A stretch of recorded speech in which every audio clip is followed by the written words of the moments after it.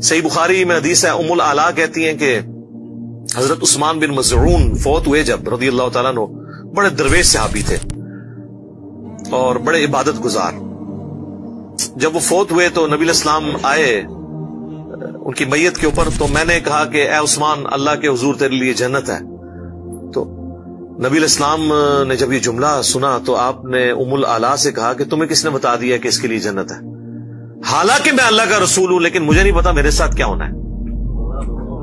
جی، اور یہ سیم الفاظ سورۃ الاحقاف میں بھی قرآن میں موجود ہیں. کیا نبی تم فرماؤ مجھے تو نہیں پتا میرے ساتھ اور تمہارے ساتھ کیا ہونے والا ہے. ام العلا کہتی ہیں کہ اللہ کی قسم اس کے بعد میں نے پوری زندگی کبھی کسی شخص کے مرنے پہ نہیں کہا کہ سیدھا جنت ہی جائے.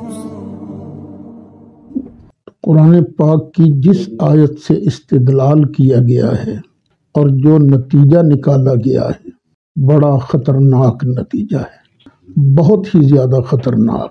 میرا خیال یہ ہے کہ موصوف کو شاید خود بھی اندازہ نہیں کہ میں نے کتنی خطرناک بات کر دی ہے.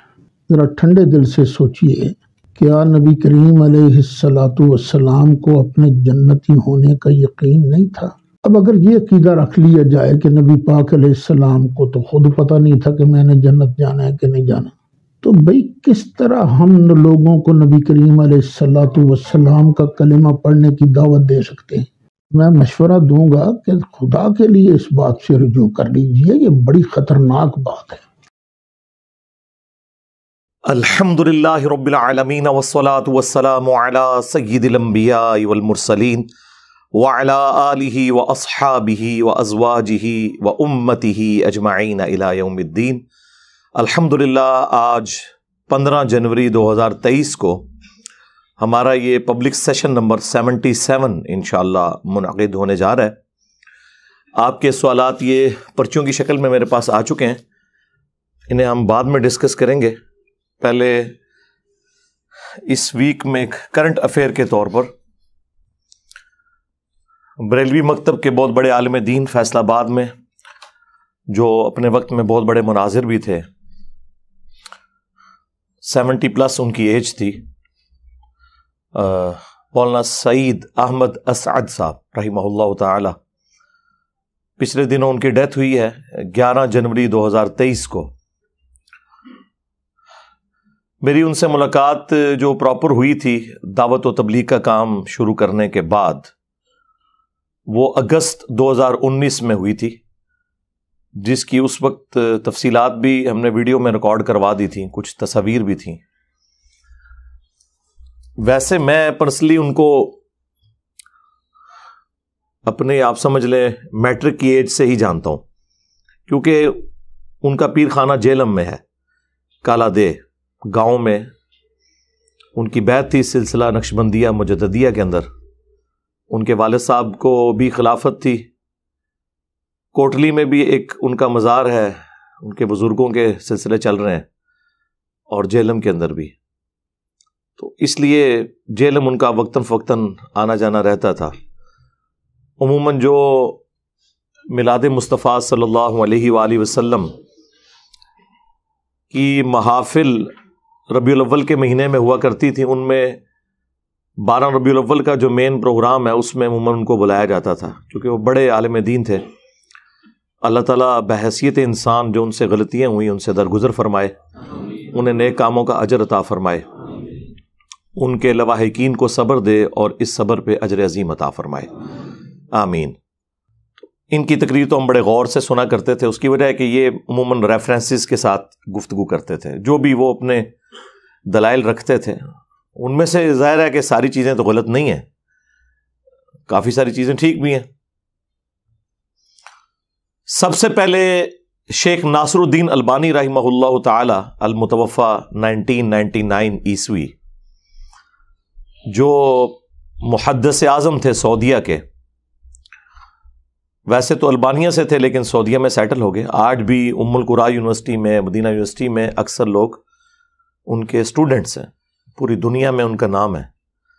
عرب دنیا میں شیخ البانی رحمہ اللہ تعالی اور عجم میں شیخ زبیر علی زئی رحمہ اللہ تعالی، یہ دو بڑے دور حاضر کے محققین ہیں جنہوں نے احادیث کی تحکیم کا کام کیا، اس پہ حکم لگائے اصول محدثین کے اوپر. تو شیخ البانی اس وقت اپنے عروج پہ تھے. 1994 کی میں بات کر رہا ہوں. ڈیتھ تو ان کی 1999 میں ہوئی ہے. جس وقت وہ زندہ تھے اس وقت بھی اللہ تعالیٰ نے انہیں پوری دنیا کے اندر حدیث کے حوالے سے ایک مقام دیا تھا، اور وفات کے بعد تو ظاہر ہے جیسے ٹیکنالوجی عام ہوئی ہے تو زیادہ کھل کے معاملات سامنے آئے ہیں. تو مجھے یاد ہے 1994 میں جب میں FSC کا اسٹوڈنٹ تھا تو سید احمد اسد صاحب جیلم آئے ہوئے تھے، اور سب سے پہلے میں نے شیخ ناصر الدین البانی کا نام ان کے ہی منہ سے سنا تھا، مجھے تو پتہ ہی نہیں تھا. اور وہ کہتے تھے کہ وہابیاں دا سب تو وڈا محدث جڑا کسی حدیث نو صحیح کہہ دے تے سارے وہابی کہندے نے صحیح، جس حدیث نو ضعیف کہہ دے سارے وہابی دنیا دے کہندے حدیث ضعیف. یہ جملے مجھے ابھی بھی یاد ہیں پنجابی میں. تو خیر اس وقت تو مجھے اندازہ نہیں تھا ان چیزوں کا. تو وہ شیخ البانی کو کوٹ کیا کرتے تھے اپنے مسلک کی تائید میں. جو احادیث جن پہ تحکیم لگائی تھی صحت کے اعتبار سے شیخ البانی نے، تو وہ کوٹ کرتے تھے کہ شیخ البانی نے اس حدیث کو صحیح کہا ہے. اور عموماً جو عام علماء ہیں ان سے ہٹ کے وہ علمی دلائل کے ساتھ اپنا موقف رکھا کرتے تھے. یہ ان کی خوبی تھی. چونکہ مناظر تھے تو مناظر جو ہے وہ صرف لگی لپٹی باتیں نہیں کر سکتا، چرب زبانی کے ساتھ ساتھ کوئی محکم دلائل بھی چاہیے ہوتے ہیں. صرف چرب زبانی سے بھی کام نہیں چلتا. اس زمانے میں یہ دو بڑے ہی مناظر تھے ان کے، ایک سید احمد اسد صاحب، دوسرے سید عرفان شاہ مشہدی صاحب. وہ تو ابھی حیات ہیں اور سید ہیں، وہ بھی ماشاءاللہ کافی علمی دلائل کے ساتھ گفتگو کرتے تھے. تو اب تو خیر وہ کافی بوڑھے ہو چکے ہیں. تو سید احمد اسد صاحب اس وقت بھی اہل حدیث کے ساتھ، دیوبند کے ساتھ مختلف ٹاپکس کے اوپر مناظرے کیا کرتے تھے، اور اکثر وہ اپنے مخالفین کو اپنے دلائل کے ساتھ پچھاڑ دیتے تھے. اور ظاہر ہے قرآن و سنت کے دلائل سے تو پچھاڑنا ذرا مشکل ہوتا ہے. وہ مار جو کھاتا ہے نا مخالف، وہ اس بات پہ کھاتا ہے کہ تیرے ابے نے بھی یہ لکھا ہوا ہے. اس معاملے میں انہیں ملکہ حاصل تھا، یعنی دیوبند اور اہل حدیث کی مٹی پلید کر دیتے تھے وہ ان کے بزرگوں کی تعلیمات کی روشنی میں. قرآن و سنت خود وہ کتنا مانتے تھے یا ان کے مخالفین کتنا مانتے ہیں وہ آپ کو پتا ہے. پچھلے دنوں ان کی ایک ویڈیو وائرل ہوئی اور میں نے ارادہ کیا ہوا تھا کہ میں نے اس ویک ان کو آڑے ہاتھوں لینا ہے سید احمد اسد صاحب کو، لیکن وہ اللہ کو پیارے ہو گئے. اب وہ گفتگو تو میں ضرور اس پہ تھوڑی سی کروں گا، لیکن اس سخت انداز میں نہیں کروں گا، کیونکہ جب کوئی بندہ دنیا سے چلا گیا تو اب وہ اپنا دفاع تو سامنے آ کے نہیں کر سکتا. لیکن یہ میرا شرعی حق ہے کہ رسول اللہ صلی اللہ علیہ وآلہ وسلم کے حوالے سے کوئی شخص مجھ پہ گستاخی کا الزام لگائے تو میں اسے کلیریفائی تو کروں کہ ان کو کسی نے ادھورا کلپ کاٹ کے بھیجا ہے، آؤٹ آف کانٹیکسٹ کوئی بات ان تک پہنچائی ہے اور اس کا وہ جواب دے رہے ہیں. انجینئر محمد علی مرزا کی گستاخی اور بے باکی، یعنی جس شخص نے پوری دنیا کے بڑے بڑے فرقوں کے پچھلے 1000 سال کے بابوں کو صرف اس وجہ سے للکارا ہے کہ ان کی تعلیمات کو وہ شخص اس ہستی کی تعلیمات کے خلاف سمجھتا ہے کہ جس کی قبر مدینے میں ہے صلی اللہ علیہ وآلہ وسلم. اس لیے تو ہم نے یہ نعرہ بلند کیا ہے کہ میرے نبی سا ہے ہی کوئی نہیں، تیرے بابے تھے شے ہی کوئی نہیں. تو جو شخص خود رسول اللہ کے دفاع میں کھڑا ہوا ہے صلی اللہ علیہ وآلہ وسلم اور جینورلی کھڑا ہوا ہے، ویسے تو بہت لوگ دعویٰ کرتے ہیں، تو اس کے بارے میں یہ تہمت لگانا یہ بڑی زیادتی والی بات ہے. خیر وہ اب چونکہ دنیا سے چلے گئے تو میں ان کی اس غلطی کو تو ضرور ہائی لائٹ کروں گا احترام کے دائرے میں. باقی جو میں نے جس طرح آپ کو پتا ہے کہ میں آڑے ہاتھوں لیتا ہوں ساروں کو، تو وہ تو اس طرح اس پوزیشن میں نہیں ہو. ظاہر ہے کہ میں بھی اس وجہ سے دکھی بھی ہوں. ان سے اچھا تعلق تھا، محبت کرتے تھے، فون بھی بسا اوقات ان کا آ جایا کرتا تھا مجھے، اور آخری وقت میں وہ کافی حد تک تھنک آؤٹ آف باکس کرنا شروع ہو گئے تھے مختلف مسالک کے حوالے سے. خود وہ کٹری تھے اپنے مسلک میں، لیکن ایٹ لیسٹ تھوڑی سی جو ایک مناظرانہ سوچ کسی زمانے میں ہوتی تھی نا، اس سے نکل کے وہ باقیوں کے سٹیجز پہ بھی جانا شروع ہو گئے تھے، دیوبند کے پاس بھی، اہل حدیث کے پاس بھی. تو انہوں نے میرا ایک کلپ جو ان کو کہیں سے ملا، اڑتا اڑتا،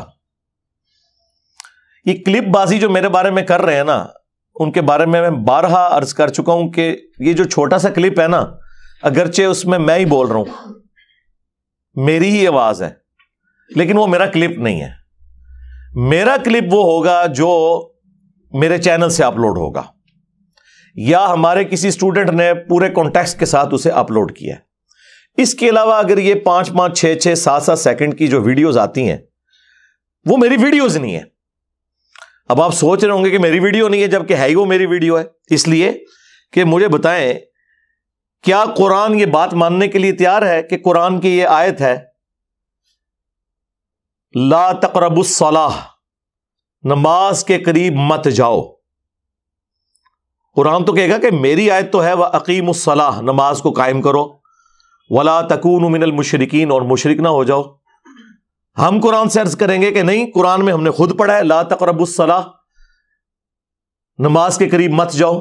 تو قرآن کہے گا میری اس طرح کی کوئی آیت نہیں ہے. ہم کہیں گے سورہ نساء میں لکھی ہوئی ہے.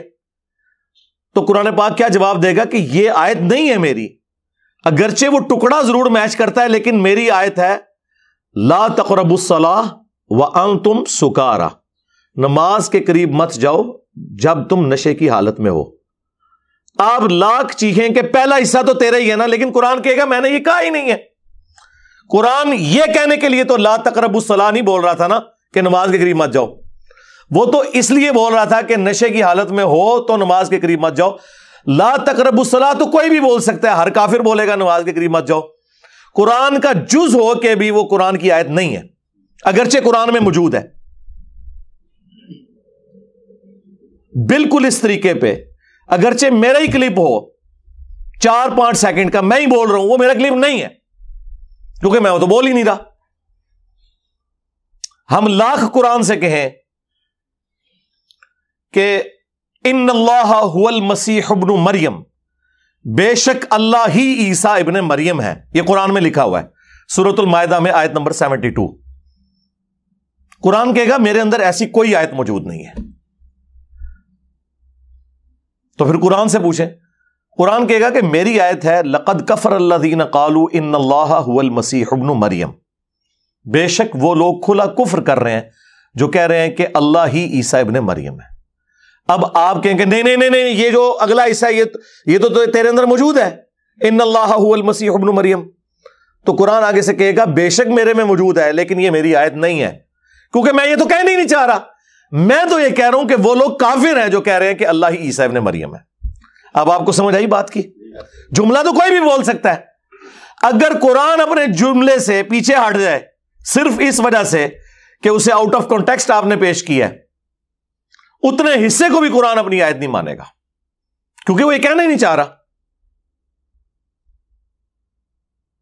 اس طریقے سے میں کہنا کچھ اور چاہ رہا ہوتا ہوں، یہ اس میں سے جملہ کاٹتے ہیں آؤٹ آف کانٹیکسٹ اور میرے اوپر گستاخی کا الزام لگا دیتے ہیں. اور یہ یاد رکھیے گا، بسا اوقات میری 3 مختلف سٹیٹمنٹس بھی بیک وقت درست ہوتی ہیں. جس طرح قرآن میں ناسخ و منسوخ کے حوالے سے آیات ہے، یا سچویشن کے اعتبار سے 3-4 مختلف جگہ پہ ایک ہی بات کو مختلف انداز میں بیان کیا جاتا ہے، وہ ساری اپنی جگہ جسٹیفائی ہوتی ہیں. وہ کوئی ہم سے پوچھے گا تو پھر ہم اسے بتائیں گے بھی یہ اس موقع پہ تھا، پھر یوں ہوا، پھر یوں ہوا، پھر یوں ہوا. اس طریقے سے اگر میری کوئی ویڈیو کاٹتا ہے تو میں بتاؤں گا کہ ہاں بھائی یہ اس موقع پہ تھا، یہ اس موقع پہ تھا، یہ اس موقع پہ تھا. یہ ابھی میں تھوڑی دیر پہلے اسٹرانگ روم میں بیٹھا ہوا تھا، مجھے انور بھائی نے ایک کلپ دکھایا ہے، اس میں انہوں نے میری مختلف سٹیٹمنٹس چلائی ہوئی ہیں اور کہہ رہے ہیں دیکھو کیسی غلط بیانی کر رہے ہیں. میں نے پچھلے دنوں کہا کہ میں حضرت معاویہ رضی اللہ تعالیٰ کے حوالے سے مجھے اتنی ڈیٹیلز کلیئر نہیں تھی جب تک، تو میں پھر کھل کے بیان بھی نہیں کرتا تھا، ظاہر مجھے پتا نہیں تھا، بعد میں نے رجوع کر لیا. اچھا، پھر انہوں نے میرے ایک لائیو سیشن سے ایک کلپ بیچ میں ڈالا ہوا جس میں میں نے کہا ہے کہ مجھے پہلے بھی یہ باتیں پتہ تھیں لیکن میں نے کبھی کھول کر بیان نہیں کی کیونکہ حالات سازگار نہیں تھے. اور پھر ایک بہت پرانا کلپ جس میں اگرچہ اس میں کہہ رہا ہوں کہ ہم ان کی غلطیوں کو اجتہادی مانتے ہیں لیکن ہم اس کو ڈسکس نہیں کرتے. وہ کہتے ہیں چلو یہ پہلی اور آخری سٹیٹمنٹ تو میچ کر گئی, یہ درمیان میں جو کہہ رہا ہے مجھے پتا بھی تھا تب بھی میں نے بیان نہیں کیا, اور دوسری طرف کہہ رہا ہے مجھے پتا ہی نہیں تھا. جناب یہ ساری سٹیٹمنٹس اپنی جگہ درست ہیں, یہ فیز ہے, مختلف فیزز ہیں. پتا چلنے کے فوراً بعد ریکارڈنگ نہیں کروا دی, حالات و واقعات کا انتظار کیا, اور جب میرے اوپر پریشر آیا تو پھر میں نے وہ ویڈیو ریکارڈ کروائی حضرت معاویہ رضی اللہ تعالیٰ عنہ 15 اہل سنت کے اماموں کی روشنی میں. اس سے پہلے میں اجتہادی غلطی کہتا تھا تو وہ ایک سٹیپ میں نے اس میں طے کیا. تو یہ سٹیٹمنٹس بیک وقت ساری جگہ درست ہیں کہ پہلے پتا نہیں تھا, پھر پتا چلا تو اس میں سے کچھ بیان کیا, کچھ روک لیا اس وجہ سے کہ حالات فیوریبل نہیں تھے, اور پھر جب حالات فیوریبل ہوئے تو اس سے بہتر بیان کیا, اور پھر فائنلی اس چیز کو کنکلوڈ کیا. تو میں اللہ کے فضل سے زندہ ہوں. میں اپنے اسٹوڈنٹس کو کہتا ہوں کہ باقی لوگوں کو تو اللہ نے یہ موقع نہیں دیا.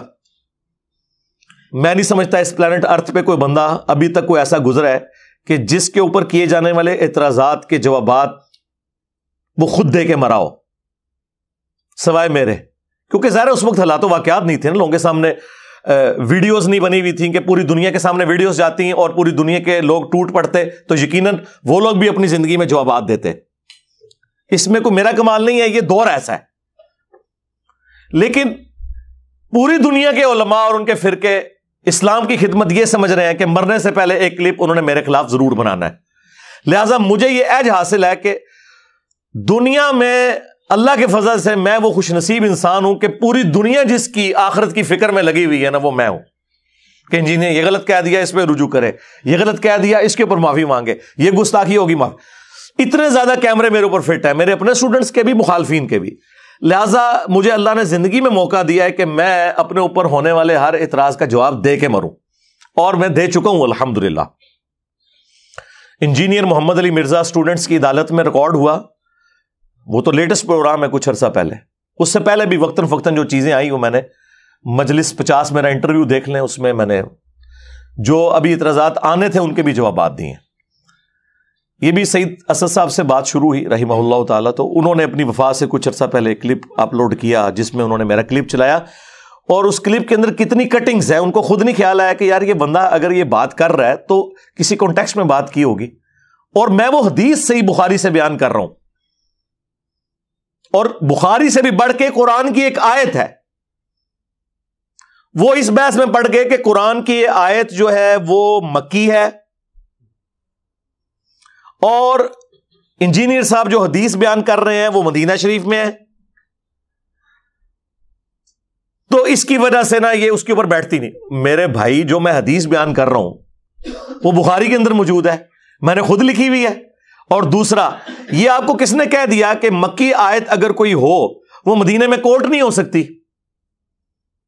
قرآن کے عقائد تو یونیورسل ٹروتھ ہے, چاہے وہ مکے میں نازل ہو. 2/3 قرآن مکے میں نازل ہوا ہے توحید کے اوپر, تو کیا توحید کے اوپر جو گفتگو ہے وہ مدینے میں کوٹ نہیں ہوگی؟ مدینے میں آپ نے جتنی توحید بیان کرنی ہے مکی قرآن سے ہی بیان کرنی ہے.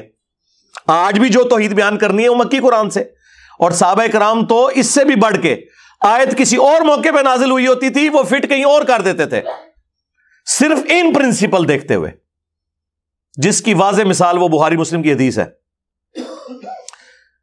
ایک عورت ابن مسعود کے پاس آئی رضی اللہ تعالیٰ عنہ, کم از کم وہ تابعہ تو ہوگی نہیں تو صحابیہ, اور کہا کہ میں نے سنا ہے کہ آپ یہ کہتے ہیں کہ قرآن میں اللہ نے لعنت فرمائی ہے ان عورتوں پر جو چہرے کے بال اکھاڑے, یہ یا دانتوں میں خوبصورت دکھنے کے لیے گیپ بنوائیں,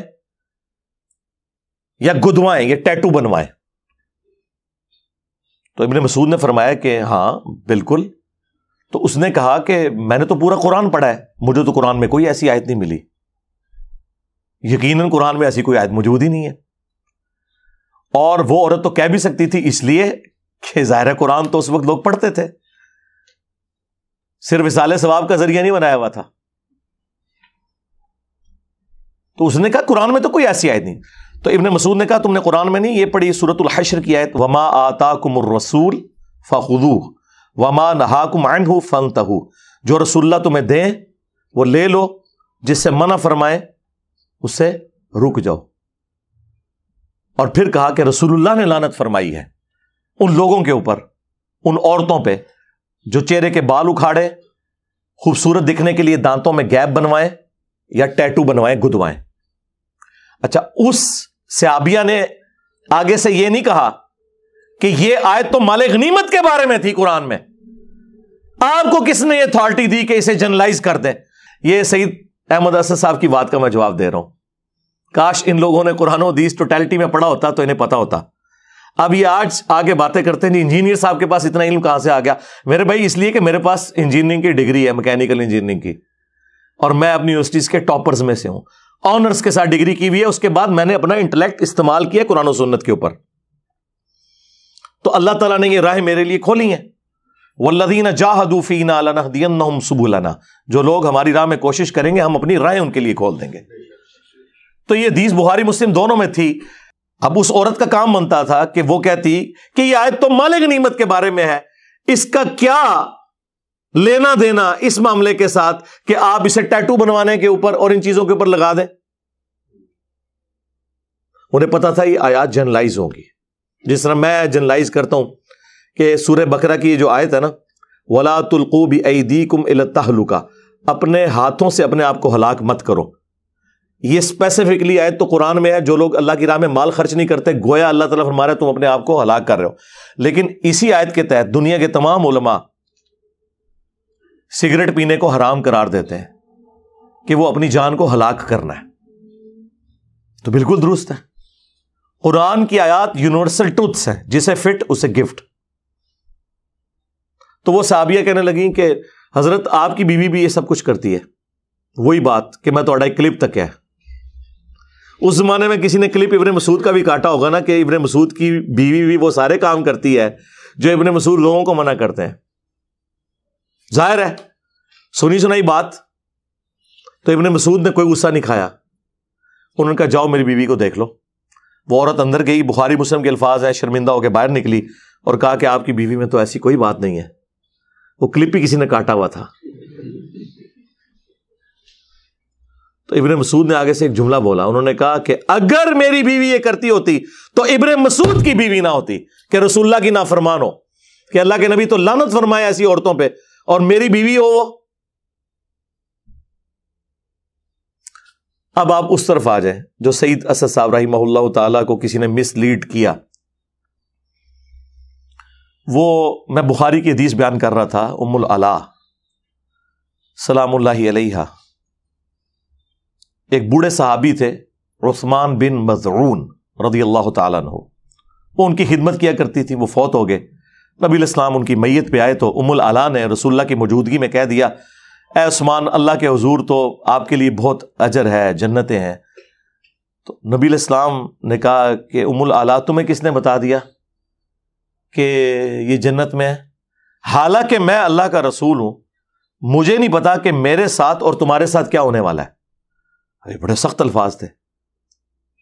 انہوں نے کہا کہ یہ رسول اللہ کی گستاخی ہو گئی ہے. صحیح بخاری میں حدیث ہے, ام العلا کہتی ہیں کہ حضرت عثمان بن مظعون فوت ہوئے جب رضی اللہ تعالیٰ عنہ, بڑے درویش صحابی تھے اور بڑے عبادت گزار. جب وہ فوت ہوئے تو نبی علیہ السلام آئے ان کی میت کے اوپر. تو میں نے کہا کہ اے عثمان اللہ کے حضور تیرے لیے جنت ہے. تو نبی علیہ السلام نے جب یہ جملہ سنا تو آپ نے ام العلا سے کہا کہ تمہیں کس نے بتا دیا کہ اس کے لیے جنت ہے؟ حالانکہ میں اللہ کا رسول ہوں لیکن مجھے نہیں پتا میرے ساتھ کیا ہونا ہے. جی, اور یہ سیم الفاظ سورۃ الاحقاف میں بھی قرآن میں موجود ہیں. کیا نبی تم فرماؤ مجھے تو نہیں پتا میرے ساتھ اور تمہارے ساتھ کیا ہونے والا ہے. ام العلا کہتی ہیں کہ اللہ کی قسم اس کے بعد میں نے پوری زندگی کبھی کسی شخص کے مرنے پہ نہیں کہا کہ سیدھا جنت ہی جائے. قرآن پاک کی جس آیت سے استدلال کیا گیا ہے اور جو نتیجہ نکالا گیا ہے, بڑا خطرناک نتیجہ ہے, بہت ہی زیادہ خطرناک. میرا خیال یہ ہے کہ موصوف کو شاید خود بھی اندازہ نہیں کہ میں نے کتنی خطرناک بات کر دی ہے۔ ذرا ٹھنڈے دل سے سوچئے، کیا نبی کریم علیہ الصلوۃ والسلام کو اپنے جنتی ہونے کا یقین نہیں تھا؟ اب اگر یہ عقیدہ رکھ لیا جائے کہ نبی پاک علیہ السلام کو تو خود پتہ نہیں تھا کہ میں نے جنت جانا ہے کہ نہیں جانا، تو بھئی کس طرح ہم لوگوں کو نبی کریم علیہ الصلوۃ والسلام کا کلمہ پڑھنے کی دعوت دے سکتے ہیں؟ میں مشورہ دوں گا کہ خدا کے لیے اس بات سے رجوع کر لیجئے، یہ بڑی خطرناک بات ہے۔ حدیث بخاری میں لکھی ہوئی ہے، گستاخی انجینئر صاحب کر رہے ہیں، کہنے والے رسول اللہ ہے، گستاخی انجینئر صاحب کر رہے ہیں۔ اور اس پہ میں نے جملہ بولا کہ اس سے بڑھ کر قرآن میں لکھا ہوا ہے سورۃ الاحقاف میں کہ اے نبی تم فرماؤ میں کوئی نیا رسول نہیں ہوں، مجھے تو نہیں پتا کہ خود میرے ساتھ اور تمہارے ساتھ کیا معاملہ ہونے والا ہے۔ لیکن ساتھ میں نے یہ بھی بولا کہ حالانکہ ہمیں پتا ہے کہ وہ اللہ کے رسول ہیں صلی اللہ علیہ وسلم، قطعی جنتی ہیں، لیکن یہ امت کی اصلاح کے لیے تھا۔ یہ جملے اس میں سے کٹے میں، میں کہتا ہوں یہ جملے کاٹ کے بھی میرے کو فتویٰ کیسے تھا؟ ڈسکس تو بخاری اور سورۃ الاحقاف ہونی چاہیے تھی۔ اللہ کو گستاخ ڈکلیئر کرتے، رسول اللہ کو گستاخ ڈکلیئر کرتے، اس کے بعد بخاری کو ڈکلیئر کرتے، میرا تو چوتھا نمبر آتا تھا۔ کیسے ظالم ہے یار! اور پتہ نہیں کہ اس طرح کے جملے بول کے کتنے عاشقان رسول کو یہ ورگلا رہے ہوتے ہیں کہ جاؤ جی انجینئر پہ چڑھ دوڑو جا کے، اس بات کے اوپر کہ وہ قرآن بیان کر رہا ہے، احادیث بیان کر رہا ہے۔ ام العلا کہتی ہیں اللہ کی قسم اس کے بعد میں نے کبھی کسی کے لیے نہیں کہا کہ یہ جنتی ہے، اتنا میں ڈر گئی۔ آپ مجھے بتائیں جو عبد القادر جیلانی کی طرف منسوب ہے، وہ کہتے ہیں میں اپنے سارے مرید ہی جنت میں لے کے جاؤں گا، وہ تو شاہی کوئی نہیں، لے جاؤ بابے اپنے، تو جو آپ نے بنائے میں نٹھو ادھروں، آپ کی وہ فیصلہ باد کی لینگویج نٹھو۔ اور میرا جو یونیورسٹی کا ایک روم میٹ تھا نا، تو وہ کمالیہ کا تھا، تو مجھے کافی ساری وہ پنجابی نا فیصلہ باد والی بھی اداں تے اداں، ٹھیک ہے، نٹھو، تو یہ سارے ہم تو بولتے ہیں نسو ادھروں، یہ انہوں نے کہانیاں بنائی ہوئی ہیں۔ خیر وہ کچھ دنوں بعد ام العلا نے خواب دیکھا، اس میں انہوں نے حضرت عثمان بن معزون کا ایک چشمہ دیکھا، پھر حضور کو آگے بتایا، آپ نے فرمایا یہ اس کا عمل ہے، یعنی وہ خواب میں غیبی خبر ملی اور اس خواب کی بھی تصدیق وقت کے پیغمبر نے کی، اور پھر کنفرم ہو گیا کہ اللہ تعالیٰ نے انہیں جنت میں بھیجا ہے۔ لیکن الحمدللہ اس پوری حدیث سے ایک عقیدہ کلیئر ہوا ہے۔ مجھے تو حیرانگی ہے، کل کو آپ کے سامنے کوئی یہ آیت پڑھے جو قرآن میں کم از کم 3 دفعہ آئی ہے، سورۃ الانعام کے اندر، سورہ الزمر کے اندر، سورہ یونس کے اندر، قل انی اخاف ان عصیت ربی عذاب یوم عظیم۔ اے نبی تم فرماؤ کہ بالفرض، اب یہ ہم بریکٹ میں خود لگا رہے ہیں، اگر میں بھی اپنے رب کی نافرمانی کروں تو مجھے اس بات کا ڈر ہے کہ بڑے دن کا عذاب مجھے بھی آ پکڑے گا۔ یہ آیت میں پڑھوں تو کیا کوئی مسلمان مجھے یہ کہے گا کہ انجینئر صاحب کہتے ہیں کہ اللہ کے نبی کو قیامت میں نعوذ باللہ عذاب ہونے والا ہے؟ اور بھئی یہ تو اللہ کہہ رہا ہے اور نبی سے کہلوا رہا ہے، اس لیے کہ تمہارا کوئی بابا یہ جرت نہ کرے کہ میں ادو تک جنت نہیں ورنا جو تو سارے مرید لے نہ جاواں، کتے نہ لے جاواں، اوتے ہی جسے تو جانا ہے، جنت ہی جانا سوکھا نہیں ہے۔ بخاری مسلم دونوں میں حدیث ہے، نبی علیہ السلام نے اپنے ایک ایک رشتہ دار کو مخاطب کیا، جب قرآن کی آیت نازل ہوئی نا کہ اپنے قریبی رشتہ داروں کو ڈر سنائے، سورہ الشعراء کی، تو حضور نے کہا اے نبی کے چچا عباس، میرے مال سے جو لینا ہے لے لے، اگر اللہ نے تجھے پکڑ لیا میں اللہ کے حضور تجھے چھڑوا نہیں سکوں گا۔ اچھا عباس تو اس وقت مسلمان نہیں ہوئے تھے، یہاں تو پھر بھی کوئی گنجائش نکلتی ہے۔ پھر حضور نے اپنی پھوپھی کو مخاطب کیا جو مسلمان ہو چکی تھی، سیدہ صفیہ سلام اللہ علیہ، اے نبی کی پھوپھی صفیہ، میرے مال سے جو لینا ہے لے لے، اگر اللہ کے حضور پکڑی گئی تو میں تیرے کچھ کام نہیں آؤں گا۔ اور سب سے بڑھ کر جنتی عورتوں کی سردار جو بخاری مسلم میں ہے، سیدہ فاطمہ سلام اللہ علیہ، اے نبی کی بیٹی فاطمہ، میرے مال سے جو لینا ہے لے لے، اگر اللہ کے حضور پکڑی گئی تو میں تیرے کچھ کام نہیں آؤں گا۔ مجھے بتائے ان آیات اور ان احادیث کے ہوتے ہوئے بابے تے شاہی کوئی نہیں، اندازہ کریں۔ لہذا انہوں نے آپ کے ساتھ بالکل ٹھیک کیا ہے کہ قرآن حدیث ڈائریکٹ نہیں پڑھنا، گمراہ ہو جاؤ گے. ہاں، کیونکہ جن عقیدوں پہ وہ لوگ ہیں یا وہ آپ کو سکھانا چاہتے ہیں، ان سے آپ گمراہ ہو کے اپنی نسبت اس کے ساتھ جوڑ لیں گے جس کی قبر مدینے میں ہے صلی اللہ علیہ وآلہ وسلم. یہ تو قرآن، مطلب قرآن تو ان کی موت بنا ہوا ہے. اور میں یہ بھی نہیں کہتا کہ قرآن آپ ہمارا ترجمہ مان لیں، آپ اعلیٰ حضرت کا ترجمہ پڑھ لیں. اور آج کے زمانے میں تو یہ پڑھے لکھے بندے کو بحث ہی نہیں کرنی چاہیے ترجمے والی. اب کون سا زمانہ رہ گیا؟ آج تک کسی انگلش کے پروفیسر کو لڑتے ہوئے سنا ہے کہ ایک جملے کا ترجمہ کوئی اور کر رہا ہو، دوسرا کوئی اور، یا CNN کے اوپر یا BBC پہ ایک پٹی نیچے چلے اور آدھا پاکستان اس کا ترجمہ کچھ اور کر رہا ہے خبر کا اور آدھا اور کر رہا ہے؟ قرآن کے ساتھ یہ ظلم کیوں ہے؟ اس لیے کہ قرآن کا ترجمہ بھی ایک ہے، مولوی بڑھیا ہوا ہے وچ،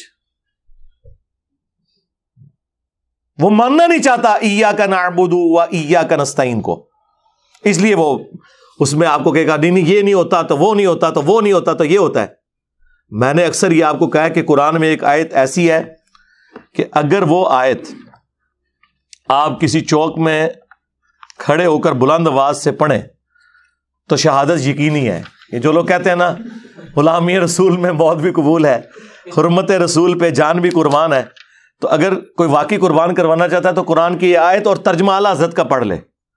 میں یہ نہیں کہتا کہ میں جو ترجمہ کر رہا ہوں وہ پڑھے، اعلیٰ حضرت کا ترجمہ پڑھے. سورۃ الاعراف آیت نمبر 188، قل لا املک لنفسی نفعا ولا ضرا، اے نبی تم فرماؤ میں تو اپنی جان کے حق میں بھی کسی نفع اور نقصان کا مالک نہیں ہوں، الا ما شاء اللہ، ہاں مگر جو اللہ میرے لیے چاہے. اس میں بعض اوقات نا یہ گھس جاتے ہیں کہ جو اللہ چاہے، یعنی جتنا اللہ نے مجھے اختیار دیا ہوا ہے، نعوذ باللہ، یہ اس طرح بھی چال پڑتے ہیں.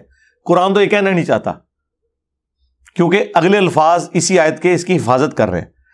وَلَوْ كُنْتُ أَعْلَمُ الْغَيْبِ، اگر میں خود سے غیب جان لیتا ہوتا، لَاسْتَكْثَرْتُ مِنَ الْخَيْرِ، تو میں خیر کثیر جمع کر لیتا. وَمَا مَسَّنِيَ السُّوءُ، اور مجھے کبھی بھی کوئی برائی نہ پہنچتی، کوئی تکلیف نہ آتی. کیونکہ اگر پہلے ہی پتہ چل جائے کہ یہاں پہ تکلیف آنی ہے تو آپ بچ سکتے ہیں. اگر کسی شخص کو یہ پتہ چل جائے کہ تم یہ روڈ کراس کرو گے تو ٹریلے کے نیچے آ جاؤ گے اتنے بجے اگر کراس کرو گے، اور مستقبل کی CCTV کیمرے کی ویڈیو آپ کو پہلے دکھا دی جائے، تو آپ نے پوری زندگی نہیں وہ روڈ کراس کرنی. یہی ہے نا. تو اگر مجھے پتا چل جاتا کہ ایسا ہونے والا ہے تو میں خیر، اور یہ واجب بھی ہے آپ پہ، یہ کوئی بزدلی نہیں ہے اگر آپ کو پتا چل جائے. اسی لیے تو اگر کوئی برا خواب دیکھتا ہے تو صدقہ اور خیرات کرتا ہے. کیوں کرتا ہے؟ کہ تکلیف ٹل جائے، یہ ہمارا رائٹ ہے.